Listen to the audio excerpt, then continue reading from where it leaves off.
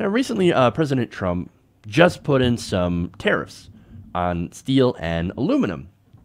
Now, that, of course, will have some economic impacts to that. I'm not sure exactly how bad these economic impacts will be, but of course, it will be consumers at the end that will ultimately pay the price. Now, there are some people that are actually benefiting or stand to benefit from this or have benefited from this already. One of them happens to be a billionaire, Carl Icahn. Now, Icahn, it's reported, dumped $31.3 million worth of stock in a company that happens to be dependent on steel last week. Happened to be days before Trump announced plans to impose tariffs on steel. Uh-oh. In a little noticed SEC filing submitted on February 22nd, 2018, Icahn disclosed that he systematically sold off nearly 1 million shares of Manitowoc Company Incorporated. Now, Manitowoc is a leading global manufacturer of cranes and lifting solutions, and therefore is heavily dependent on steel to make his products, or to make its products. Now, the filing came just 7 days before a White House event where Trump announced his intention of imposing a 25% tariff on steel imports. So, of course, the result of that we're seeing in the stock market is a huge dip in any company that is dependent on steel.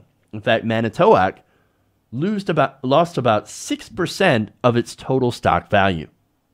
Now, Reuters attributed the drop to the fact that Manitowoc is a major consumer of steel. Now, it had lost, as of Friday, earlier this morning, the stock had lost an additional 6%, trading at $26. So Icahn was required to make this disclosure because of the large volume of his sale.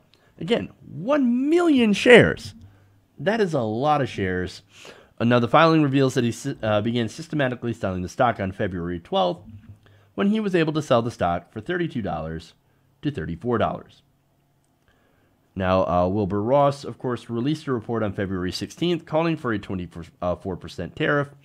But as the chart in the FCC filing indicates, Icahn started selling his Manitowoc stock on February 12th prior to the public release of that report. And yet before February, Icahn was not actively trading this stock.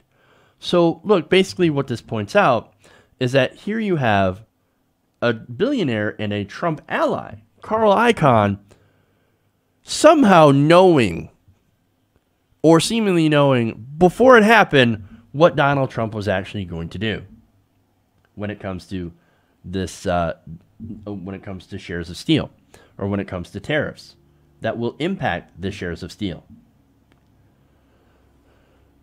Did he know beforehand? It seems very likely.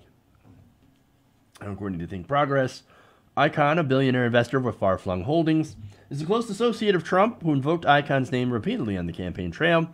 Once in office, Trump installed Icahn as a special advisor, although Icahn did not unwind his business entanglements for accepting the position.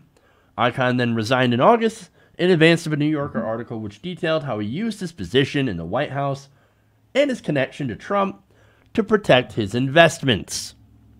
So it's not as if Carl Icahn has not used his position in the White House when he was there to protect his own money.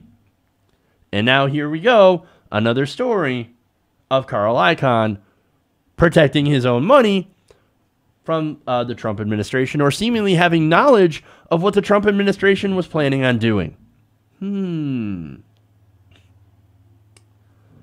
Look, man, Icahn is one of the richest people on Wall Street.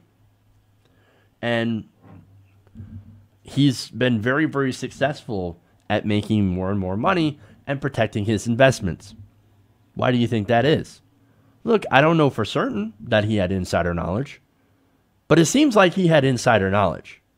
And it's because of his frequent contacts with Trump. Now, of course, he says, no, I haven't talked to Trump in a long time. In fact, we haven't had much interaction in the last 4 to 5 months. Really? Really? You don't think Trump's going to be like, hey, guess what, Carl? I think I might actually do the tariffs on steel.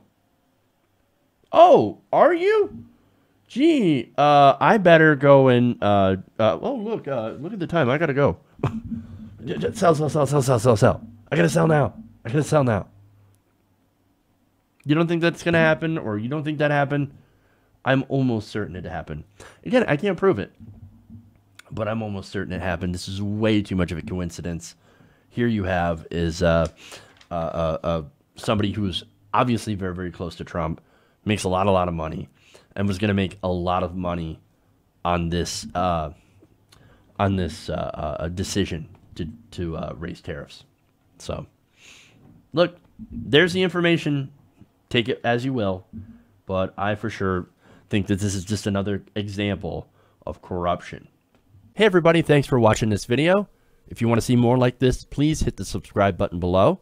And if you want to support truly independent progressive media, please consider becoming a patron at patreon.com/TYTNation.